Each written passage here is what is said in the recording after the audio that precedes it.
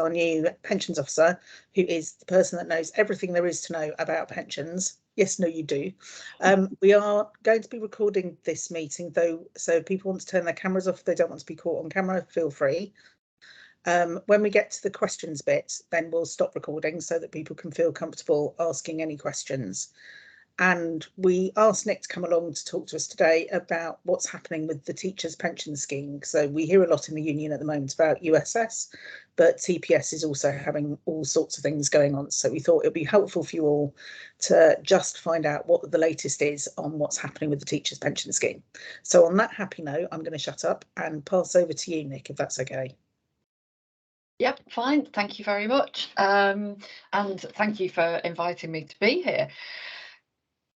The beauty of this sort of, way of working that we've developed in, response to the pandemic means that it's really easy to go to lots of meetings all around the country without actually leaving, the comfort of comfort of my home and my dog, who's just down there. Will I be sending out a dummies guide? Yeah, I will. Okay, so yes, I joined UCU at the beginning of the year, 5th of January, and already in that time there's been a lot that's happened, that's happening with both of the main pension schemes that members are active in, but going to concentrate now on the teachers' pension scheme. And my intention is to be quite, I've not got a formal presentation. I will refer to a number of sort of resources. Lorraine said that she'll send those out or links to them afterwards. So, this is really me doing a bit of a stream of consciousness about the things that are going on at the moment in teachers' pension scheme. You can ask questions about them, about other issues, at the end, and we'll have a chat about it. It's not meant to be a sort of formal, you must know this and you must know the other. And I'm really basing, I'm not sure of some of the names. If any of you are on FEC, they received quite a comprehensive paper from me at their last meeting about things to do with TPS. So I'm really sort of basing a lot of what I'm saying today on that. So, okay, there's a number of, 4 main issues that I'm going to go through in terms of sort of live issues with the teachers' pension scheme, and then a couple of other sort of things just to note and to be aware of at the end of that. I've got a list, so if I look down here, that's what I'm just checking that I'm doing things off the list rather than staring into the camera. Great. Right, teachers' pension scheme. So you may well be aware that on the 1st of April this year, all of the final salary scheme elements of teachers' pension scheme closed to new accrual, to future accrual, and everybody who wasn't already in it was transferred into what we call the reform scheme, the 2015 scheme, the career average scheme, and almost, if you think of it, a lid was put on the final salary pension schemes. So that's the final salary 60, final salary 80. And that was done in response to, and you might be familiar with the term, the MacLeod case, or the MacLeod Sargent case, where it was found, and it went all the way up to the Supreme Court, that the way in which the pension scheme was introduced in 2015, this new reform scheme, and all public service pension schemes, I should say, this applies to, because it was actually a member of the judiciary and a member of the firefighters union that took the legal claim. But it was found that the way in which it was introduced, and the fact that some people moved over straight away, some people were told they would never move at all, some people moved at various different times, and it was all to do with how old somebody was on a particular date in 2012. And it was found by the Supreme Court, well, the whole of the judicial system, that was age discriminatory. And so government have had to put in place mechanisms, processes to remedy that discrimination. Now, with the benefit of hindsight, back in 2015, what they should have done, knowing what we know now, is close all of the schemes then and move everybody over at that point in 2015, regardless of how old they were, how close to retirement they were, what service they had, what scheme they were in previously, all of those kind of things. But they can't now roll back time to do that, because there is legislation in place that pretty much says that once you've built up some pension entitlement, it can't retrospectively be taken off you by changes in, subsequent changes in the scheme. And because some people have been, contributing into the scheme with an expectation of either career average schemes or legacy schemes, whatever, they can't take that away from people. So rather than rolling back time and moving everybody from 2015, what they did was say, right, the line is the 1st of April 2020. Everybody will be in the new schemes from that point on. But from the period of time from 2015 to 2022 to the 1st of April 2022, this is a 7-year period, we're going to give eligible, and I'll talk about eligibility in a minute, people the choice of whether they want to be in their legacy scheme, so the final salary scheme, or the career average scheme. You can't be bit and bit, so you can't be a mix of both. Which transitionally protected people, so those that moved at a sort of later time because of their age. So it'll either be that 7 years will either all be legacy pension or all be career average, and it's very much a personal choice as to what's better. There's no one size fits all. For some people, retirement age is the key thing, and being able to access pension benefits at an earlier age. But with the career average scheme, the accrual rate is much better, so you actually build up pension a lot quicker in that. So there's different, it isn't possible, you're not comparing apples with apples, you're kind of comparing apples with, sorry, I'm having trouble hearing. My watch is talking to me, I'm so sorry about that. You're comparing apples with, I don't know, a banana or something like that. That was a very lovely little picture of your dog, Lydia, there, that just snuck up on my screen. So the people that are eligible for this choice of the 7-year period are those that were in the scheme prior to the announcement of the changes back in 2012.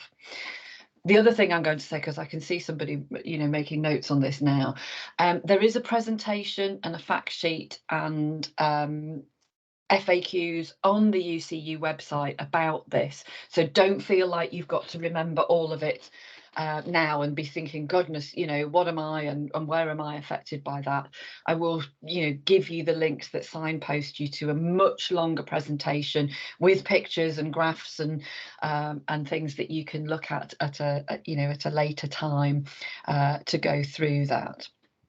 The important thing to say at the moment is that for everybody's moved into the 2015 scheme, if they're active in the scheme now, you can't make a choice about that 7-year period yet.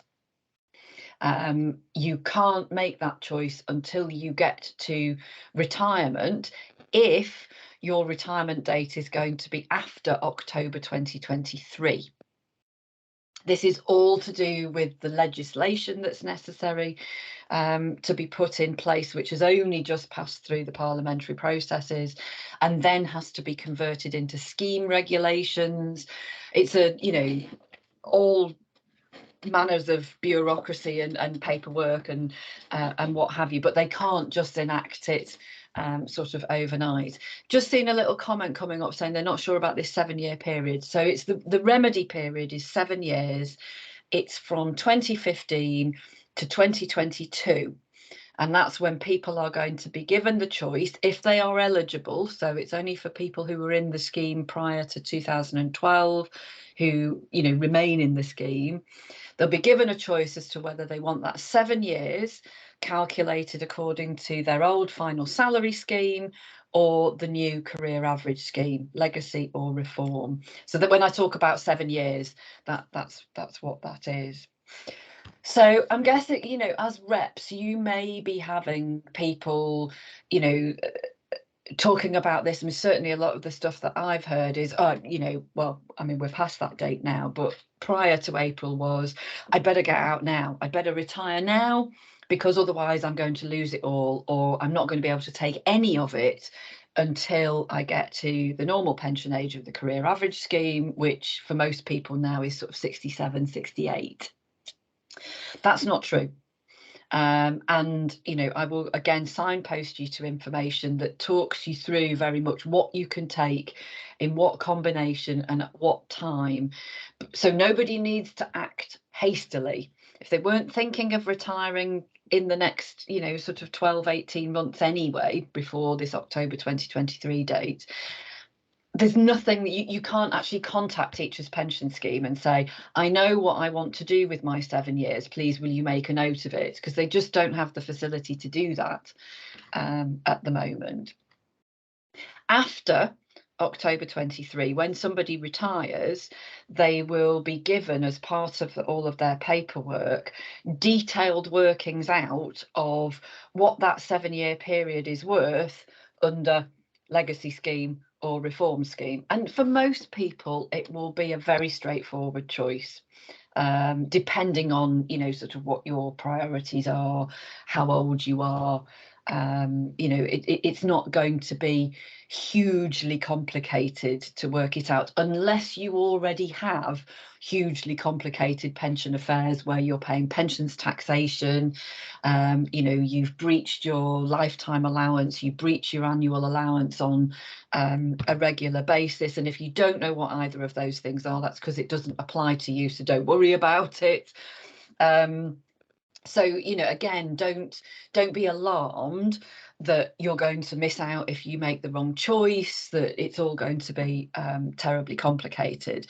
The basic position is that you are better off staying in the scheme, even if it's the career average scheme and you don't like the idea of that, because you don't like the idea of a retirement age that's set equal to state pension age, because your employer pays into it as well, and because of all the ill health retirement benefits, death benefits, etc., etc. Please discourage people from going, well, it's all rubbish, I'm just going to come out of the scheme completely. Something popped up then, and I can't remember what it was. I'll go through the chat, later, just to make sure that we've covered everything off. But I think for you as reps, it's nobody need panic. Nobody need do anything at the moment, because there isn't actually anything that they can do other than just be aware that this is out there. Maybe watch the video that's online, look at some of the information. An important thing for this and anything to do with teachers' pension, really, it's really important that people sign up to My Pensions Online. Because by doing that gives you a portal into the pension scheme that allows you to see lots more information that's personalised to you. So I would really, recommend that anybody who hasn't done that, or if you're talking to members, have they signed up to My Pensions Online? Do they get their annual benefit statements and actually read them? Because a lot of people don't think about their pension until, they're quite close to retirement, by which time it can arguably be a bit harder to rectify any errors from years gone by, if service is missing, or some of the figures aren't right. So yeah, with all of these things, it's worth encouraging people to just be quite engaged with the pension. In my previous job, I used to cover pensions as well, and I would say to members there, I say, you know, many of you will sit in front of a computer screen for a couple of hours going through, you know, meerkats and opera singers and what have you to save 50 quid off your car insurance a year. But you won't spend half an hour downloading your annual benefit statement of your pension and looking to see, you know, what your contribution history is, even though that is all about, you know, the income that you're going to have in retirement and for the rest of your life.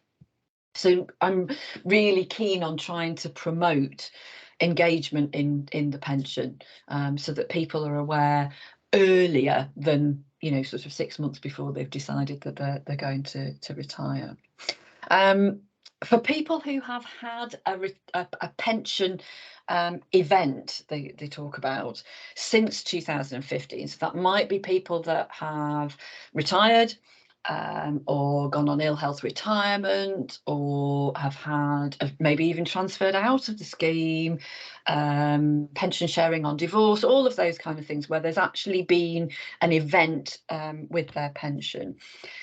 At some point in the future, and this is unlikely to happen until next April, probably at the earliest, TPS will contact everybody to say, we can recalculate your benefit, you know, so say it's somebody who's already retired, they retired, I don't know, 2020, they retired. So they've got 5 years in the pension scheme that's in that 7-year period. Teachers' pension will write to them and say, we calculated your benefits according to this, you know, and this is what you're getting. Because of the McLeod remedy, or because of what they're calling transitional protection, we can recalculate these 5 years, and this is the difference it would make to your pension.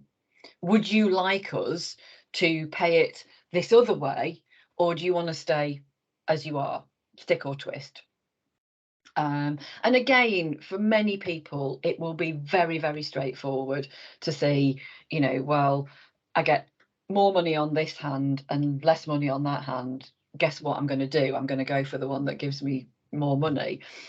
It becomes a little more complicated, like us again, if you're in a pensions taxation situation because of the way accrual works, but I won't, you know, go into too much detail with that. But just again, if you're in contact with anybody who has had such a pension event, reassure them that they will be contacted and they will receive individualised, personalised information to make that choice.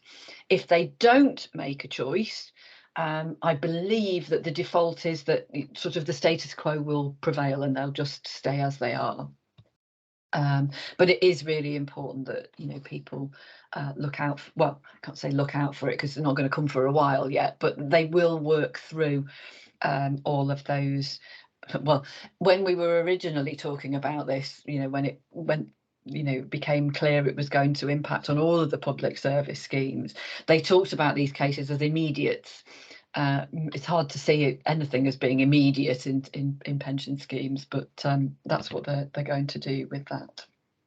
Okay, let me just have a look before I move on to anything else. I'm just going to go into the chat to see that I'm covering everything. Hang on, will I be sending out Dummy's guide? Well, I'll send out the signposts and the links to the information on our website and on TPS website about it.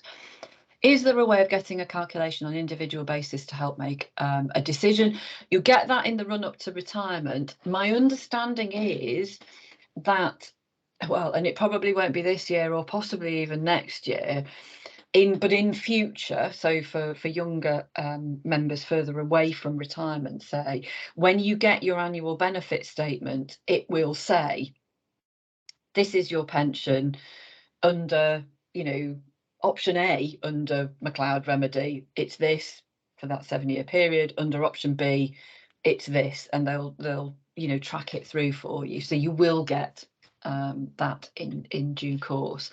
At the moment, no, there isn't, because they don't have the technology in place to do that. There are some case studies up on the TPS website that'll give you a kind of rough idea as to the difference that we're talking about, but individual projections, no, they can't handle those at the moment. But as I said, you can't actually make a decision at the moment. Even if you are retiring today, next week, next month, you can't say about that 7-year period. They will just make the calculation according to what the records show now, and then they will revise it, or they will, you will become one of those people that they'll say, you've had a pension event, we're now asking you, would you like to stick or twist?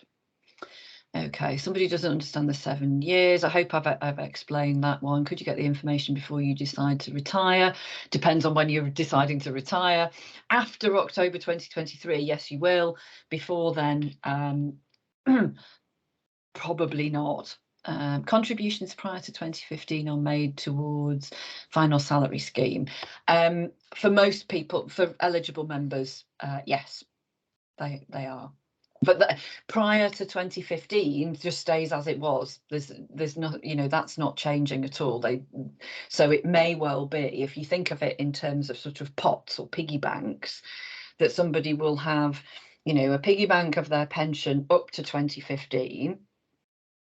There'll be another one, if you like, a 7-year piggy bank from 2015 to 2022, and then there'll be another one from 22 onwards. And what they're saying is, for this middle period, we'll allow you to, have it calculated according to this big piggy over here or that other piggy over there. And I mean, since 2015, people have retired with 2 different pots, with a bit in the 2015 scheme and a bit in the final salary scheme.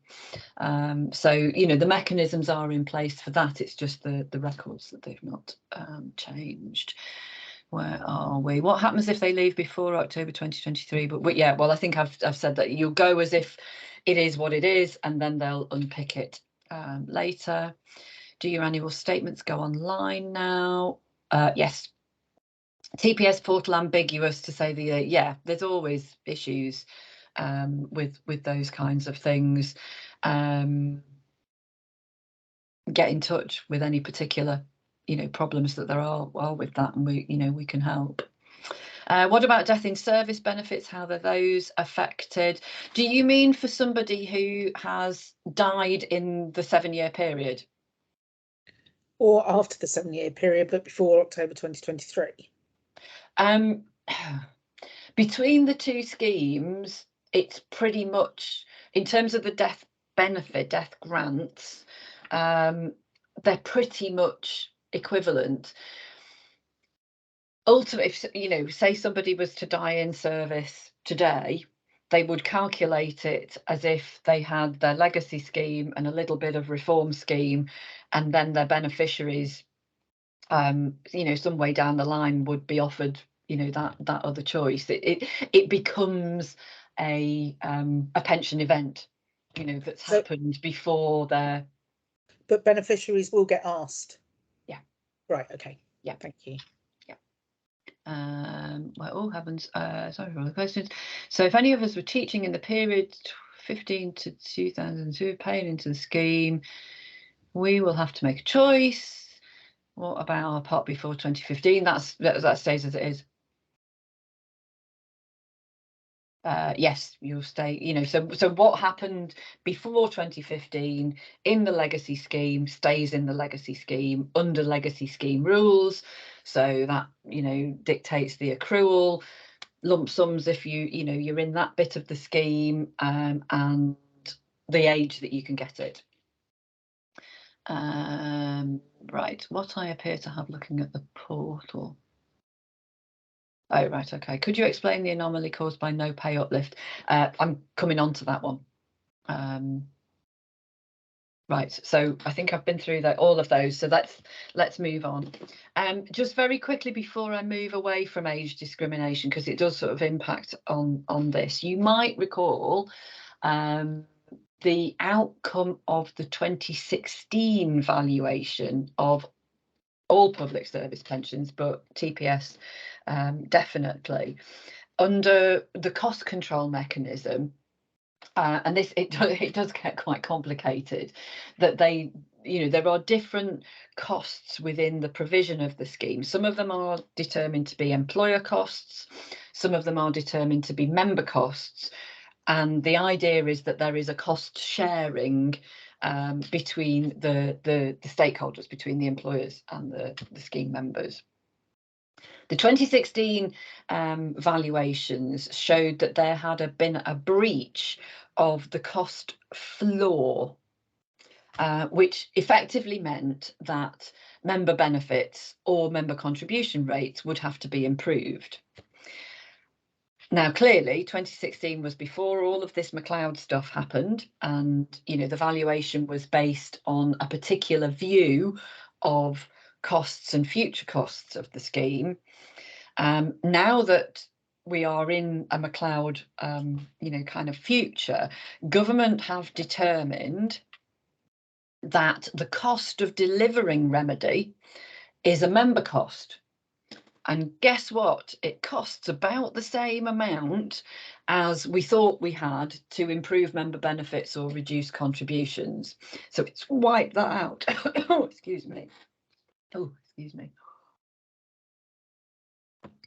So they've rerun the 2016 valuation, and yeah, there's no slush fund to do anything good with. Neither is it in such a position that we have to, make any negative changes to it, but it has wiped out that surplus, and arguably, that's members paying for the mistake that government made in not introducing the scheme in a lawful way. So it will come as no surprise, probably. There are a number of trade unions, particularly the FBU, and it's led by the FBU, who were the ones who were involved in the original case, are taking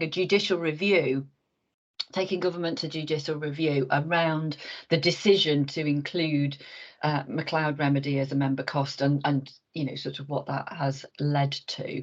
There's a sort of group of trade unions involved in that. So it's led by the FBU, GMB involved, Unite are involved, PCS, trying to think, the Royal College of Nursing, the British Medical Association are doing their own on the same grounds.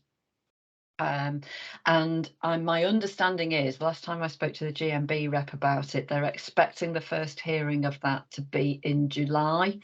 They've not got a listing date for it.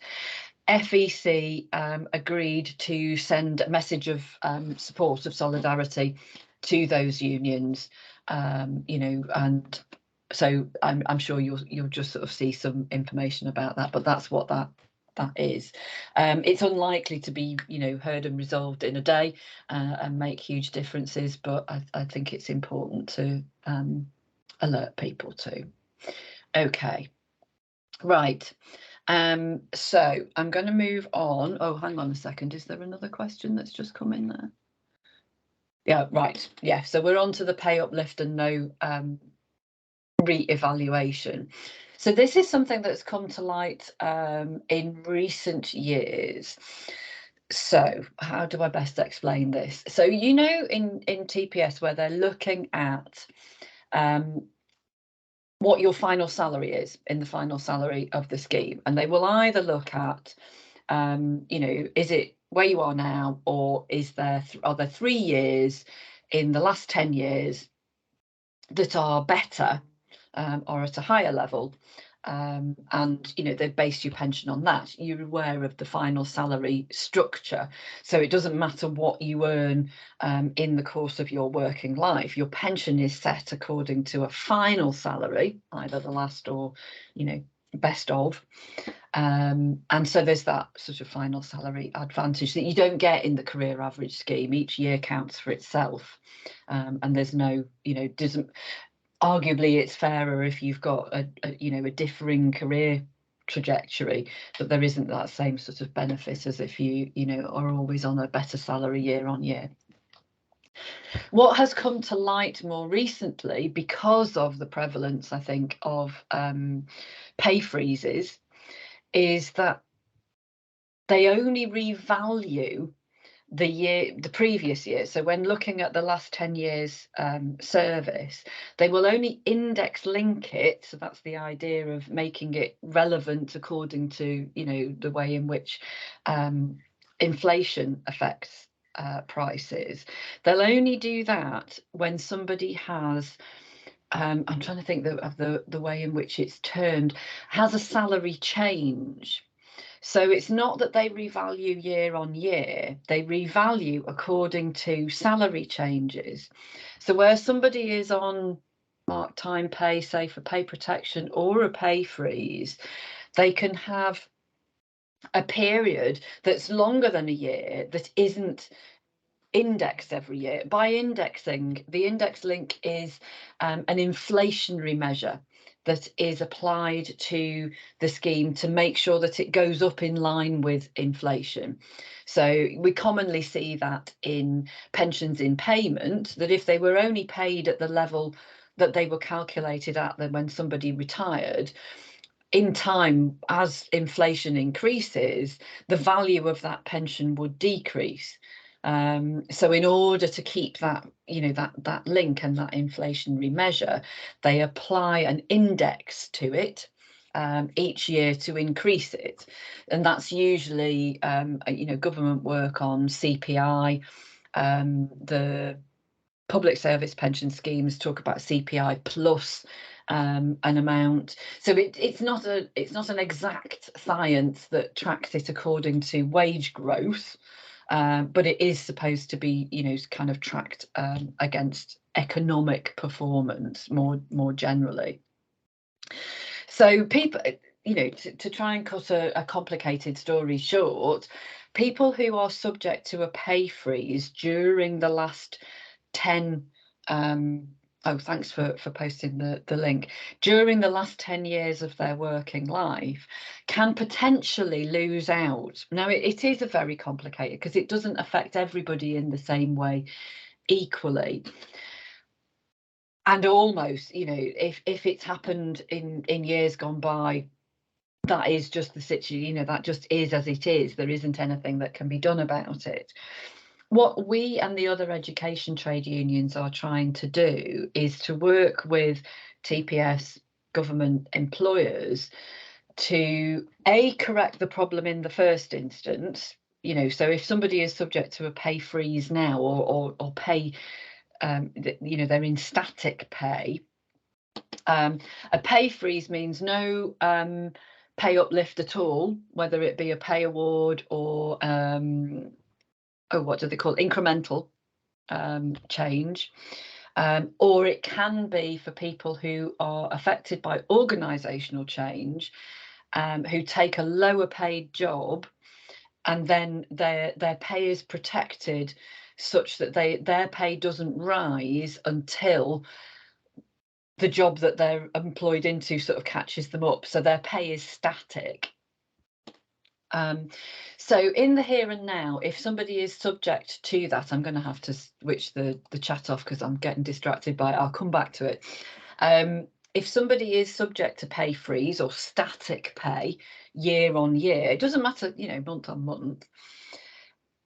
What some of the pre-16 unions have been able to organise with individual employers or with local authorities is if the employer awards that member of staff, even if it's just a £1 pay increase, or even they can call it as like a recruitment and retention payment in that year, it will ensure that in the future that year gets indexed.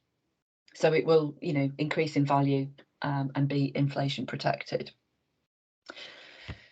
You can't do that retrospectively, clearly. That's why I'm saying people who are subject to pay freezes in you know, in previous years, that is where it is at the moment. We're trying to lobby government to get the rules of the scheme amended, because the teachers' pension scheme is the only public service pension scheme that does it this way. All of the other ones just index each year. You know, they apply an inflationary measure for each year, regardless of whether anybody's, you know, in a pay freeze or otherwise. They don't have the same definition in their scheme regulations. So it's clearly an anomaly that, you know, it wasn't intended to have this effect. And now that it, you know, we've identified that it does have this effect, because you've got people, you know, who are coming through looking at that 3 in 10 as opposed to, you know, absolute final salary, that it has become, you know, more problematic. So it's something to be aware of. Yes, do look at the link that somebody's posted in the chat, and I can make sure that that goes out, you know, with the other things that I'm going to talk about. There's no easy answer to it at the moment. If your branch, you know, if this is something that your members are experiencing and you're trying to work with employers, you know, about how you can almost play the scheme to make sure that it doesn't have that unintended negative consequence, do get in touch, because it's not enough to just give somebody £1, because that doesn't necessarily change their pensionable pay.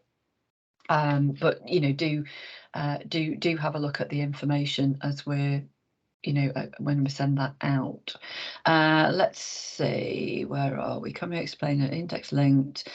Why have universities not followed the school's model of awarding £1?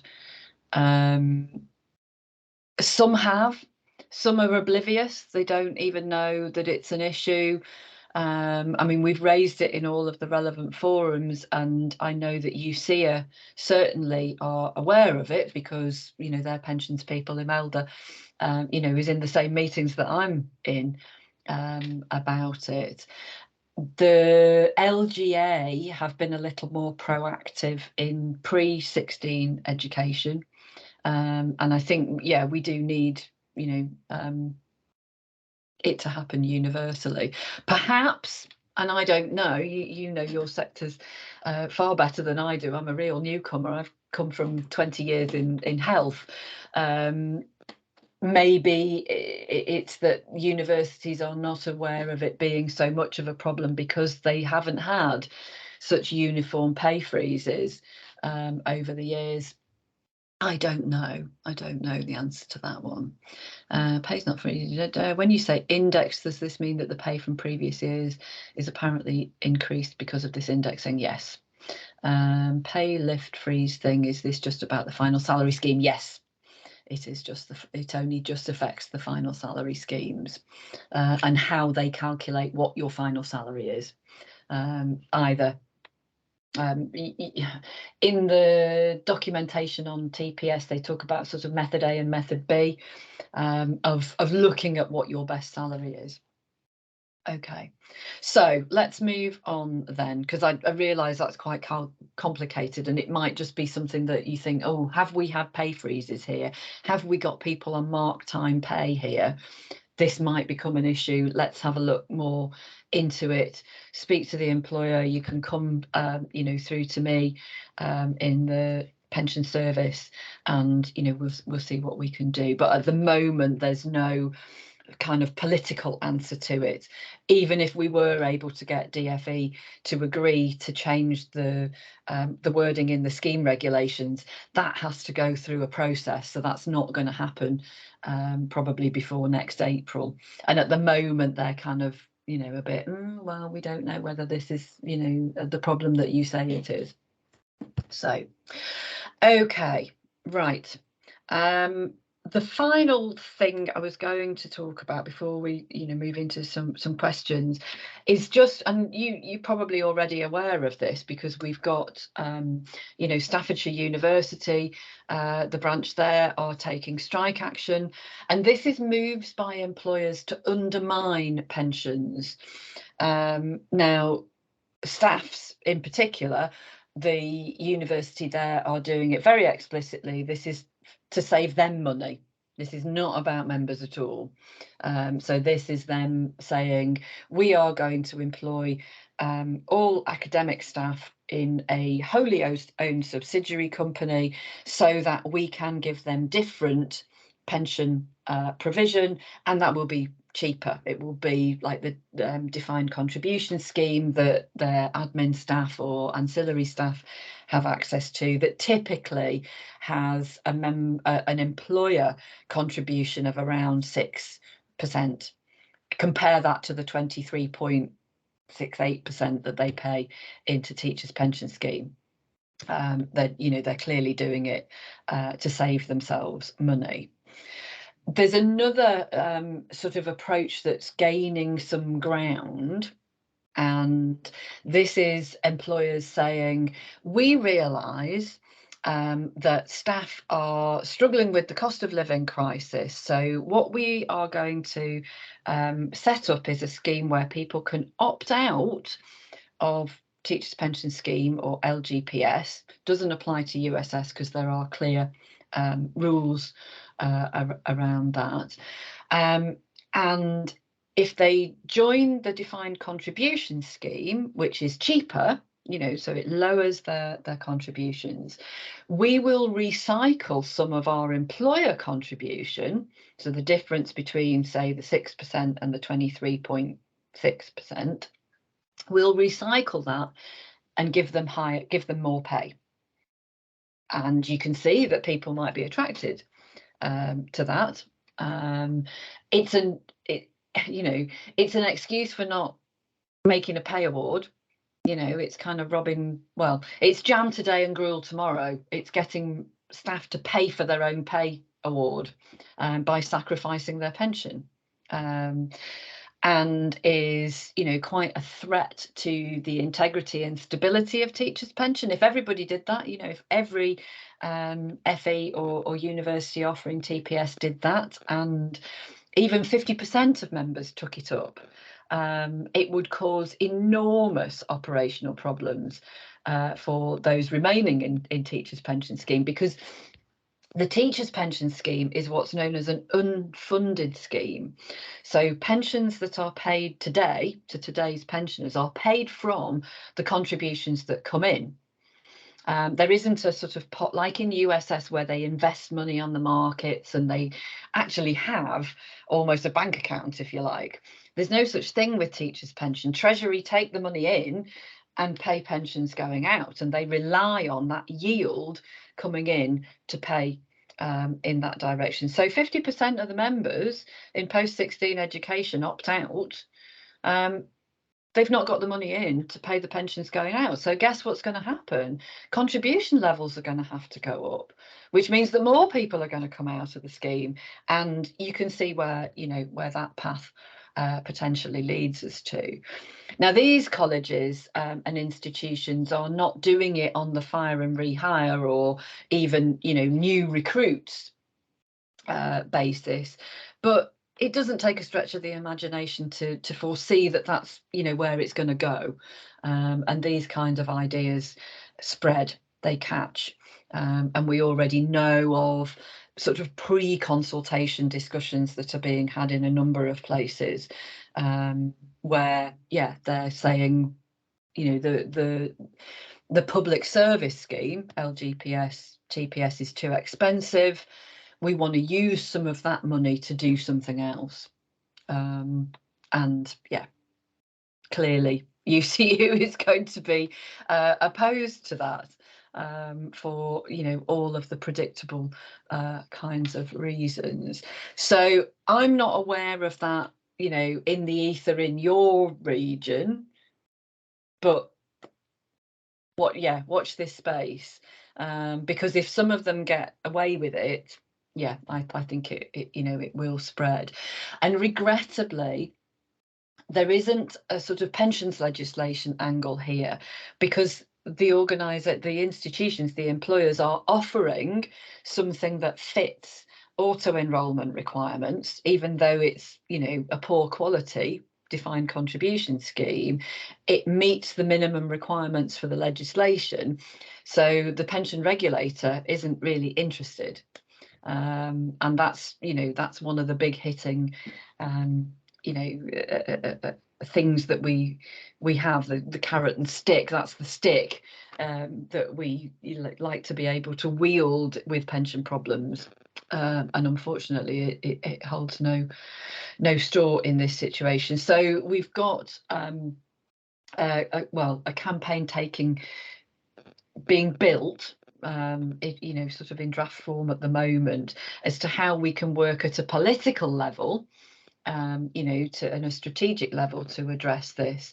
But we also need that intelligence, you know, kind of from the floor, as to where these kinds of things are starting to break out, and we need branches to resist. You know, even though it can seem like it's a good idea for staff to get more money in the short term, we've done some calculations, and there will be briefings online about this in due course, that show, yeah, you know, you may get some extra pay in the short term that's, I don't know, say that amount of money, but the impact on your pension in later life is that amount of money.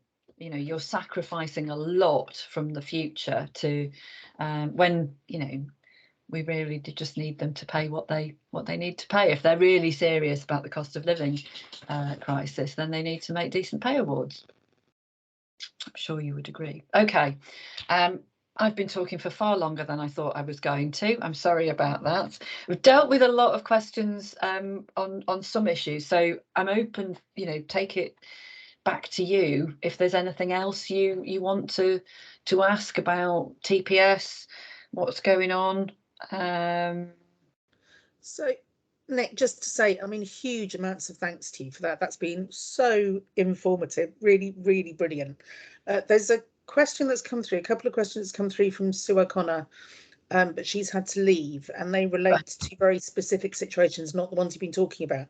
Are you okay if I copy them and email them to you? Yes, absolutely. Brilliant. Debbie's got a hand up. And hang on a minute, before we go to Debbie, should we